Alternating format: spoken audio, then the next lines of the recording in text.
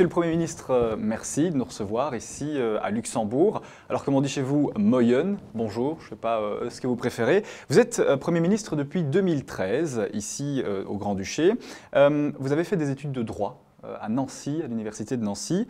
Vous avez notamment été, si je ne m'abuse, avocat au tout début, dans les années 2000. Vous avez été ici inscrit au barreau de Luxembourg. La politique, ça a toujours été une vocation, étant plus jeune. Pourquoi avoir finalement choisi ce chemin-là ? Alors, je ne sais pas combien de temps on a, mais en fait, la politique, ça a été... j'ai toujours aimé participer au lieu de critiquer. Et mon premier engagement, ça devait être à 10 ou 11 ans, ou je ne sais plus, à l'école primaire. Et on n'avait pas de place de jeu à Bonnevoie. Et la maire de la ville de Luxembourg est venue rendre une visite avec l'échevine en charge des constructions. Et j'avais organisé une manifestation, on avait fait des dessins, je devais avoir 10 ou 11 ans. Et j'ai donné à la maire, on avait une pétition, mais on ne savait pas signer, mais donc on avait écrit nos prénoms et tout. Et Madame le maire avait dit écoute, si tu demandes une place de jeu, je vais construire une place de jeu. Donc à 10, 11 ans, je voulais être maire parce que je voulais construire des places de jeu. Donc j'ai voulu tout simplement, je me suis dit mais tu vois, si tu t'engages, tu peux faire changer les choses. Mais à l'époque, c'est vrai, c'est ce niveau-là. Et puis après, à 15-16 ans, je me suis engagé au Parti libéral.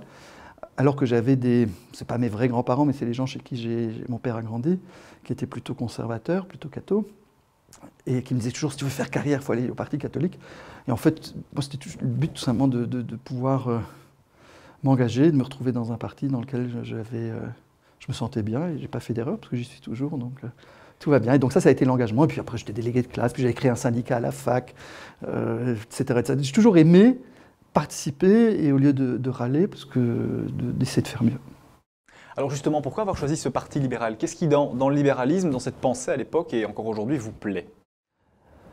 J'ai pas de gens qui m'obligent à faire ce que je dois faire. J'ai pas de syndicat derrière qui me dit que je suis obligé de faire ci ou ça. On va pas me rappeler la tradition et l'obligation du status quo. La chance du Parti libéral, c'est qu'on est comme on est. Hein, et dans un parti libéral, moi j'ai des gens qui sont plus socio-libéral. Moi je suis plutôt social-libéral. Je dis, hein, j'ai le cœur à gauche, mais j'ai le portefeuille à droite. Et on en a qui sont beaucoup plus ultra-libéral. Mais c'est justement le sens, c'est aussi le sens des coalitions dans un pays comme le Luxembourg, ce que vous connaissez aussi en Belgique, de trouver des compromis. Et personne n'a le monopole de l'écologie, personne n'a le monopole de la politique sociale, personne n'a le monopole des connaissances économiques, et c'est le fait de se trouver autour d'une table qui fait qu'on trouve des bons accords. J'ai vu une de vos anciennes interviews où vous disiez que pour vous, le libéralisme, c'est de l'État là où on en a besoin et pas d'État là où il n'y en a pas besoin. Est-ce que vous partagez encore cette définition du libéralisme? Pour moi, le libéralisme, c'est tout simple. Quand je donne cet exemple, pourquoi vouloir tout régler? Pourquoi vouloir tout régler? Je vous donne un exemple. Un exemple concret, le divorce. On est là pour répondre aux besoins des gens. Donc aujourd'hui, il peut y avoir un divorce qui est tout simplement parce qu'on ne s'aime plus. On ne s'aime plus. Pourquoi est-ce qu'il faut une faute? Alors que c'était toujours avant la faute et qu'on ne devait tout simplement pas divorcer pour raison qui n'était pas précise, mais simplement de ne plus avoir de sentiments, qui est pourtant la cause numéro 1 d'un divorce. Et pourquoi est-ce que le législateur doit régler pour dire non, il doit y avoir une faute? Donc on doit ouvrir les palettes les plus nombreuses. Dans l'économie, on est là pour donner un tremplin aux gens, pour mieux rebondir, pour essayer de réussir. On n'est pas là pour mettre des barrières. Donc l'État est nécessaire pour protéger, que mon initiative ne vous prive pas de quelque chose. Vos droits s'arrêtent là où les droits des autres commencent, et donc il faut vivre en société. Et de vouloir tout régler, tout réglementer, de dire que dès le plus jeune âge, tout doit être fixe, ça c'est un problème. Et certains partis traditionnels sont de l'avis que l'État doit régler la vie des gens, et moi je suis d'avis qu'on doit donner une palette, on doit donner une base qui permette aux gens de se développer, mais arrêter de vouloir réglementer la vie des gens et de carrément, à l'époque, maintenant je parle, c'était la femme à la maison qui s'occupait des enfants et de la cuisine, le mari qui allait travailler, qui ramenait le salaire, mais c'est terrible comme cliché. Et aujourd'hui, quand je reparle de divorce, on voit les situations qu'on a avec des femmes qui n'ont pas cotisé, qui se retrouvent sans retraite, ni quoi que ce soit. Donc on doit être là pour donner les moyens, à travers le congé parental, des choses comme ça, pour que chacun puisse se développer. Mais arrêtez de vouloir régler et dire ce qui est bien. Chacun doit pouvoir définir sa vie. Est-ce que, Monsieur le Premier ministre, vous pensez que cette vision elle est partagée par vos homologues du Benelux? Je pense notamment donc à Alexander De Croo ou encore Mark Rutte. Et puis, de manière plus large, quel est le lien aujourd'hui avec ce Benelux? Au niveau Benelux, j'ai la chance d'avoir 3 premiers ministres qui partagent les idées politiques que j'ai aussi, donc c'est plus facile aussi pour échanger. Donc on se voit dans le groupe libéral et puis on se voit après en tant que Benelux. Et c'est rare qu'on ait vraiment des grandes discordances, on est plutôt assez accordés sur les valeurs politiques. Mais c'est vrai que chacun a des coalitions, donc dans son pays aussi, qui font que peut-être un partie de la coalition va peut-être plus dans un sens ou dans un autre sens. On est plutôt quand même alignés tous les 3 et les relations sont très très bonnes. Que ce soit Charles, que ce soit Sophie, que ce soit Alexandre ou que ce soit Marc, sont des copains de parti, donc des gens avec qui je m'entends très bien. Je m'entendais aussi bien avec Elio Di Rupo, mais ce n'était pas, vous savez, cette famille politique dans laquelle j'ai grandi. Mais les relations avec la Belgique sont de façon très bonne. Justement. Je suis marié à un Belge quand même. Hein. Qui vient d'Arlon. Qui est arlonnais, oui.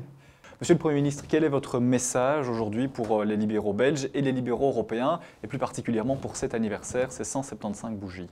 C'est fort de pouvoir regarder sur 175 ans d'histoire. C'est long, parce que ces 175 ans, il faut voir tout ce qui s'est passé à travers de jamais avoir abandonné les idées libérales.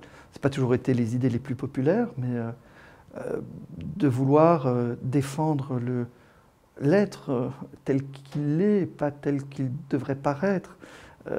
On est comme on est. Hein.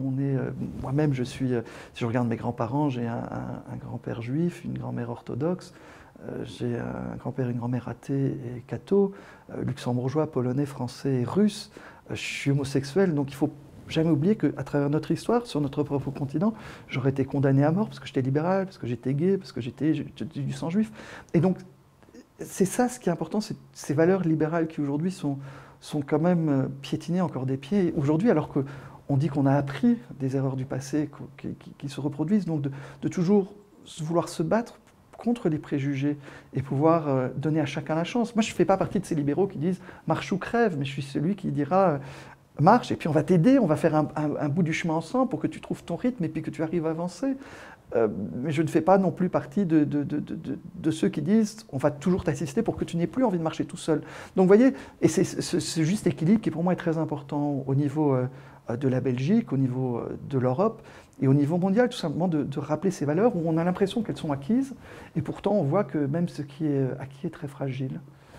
Et donc je pense que le Parti libéral belge maintenant, je crois qu'il n'y a jamais eu autant de premiers ministres libéraux à la suite, en tout cas là depuis, en tout cas de mon histoire, parce que j'avais toujours l'impression que c'était des catholiques flamands qui étaient premiers ministres en Belgique, et là on a des libéraux. J'ai commencé, je vous dis, j'ai eu Elio, mais après j'ai eu Charles, j'ai eu Sophie, maintenant j'ai eu Alexandre, donc j'ai quand même, et je me rappelle encore de Guy avant, donc dans mon histoire belge politique, j'ai connu beaucoup de temps de premiers ministres libéraux belges, et je pense que ça fait du bien.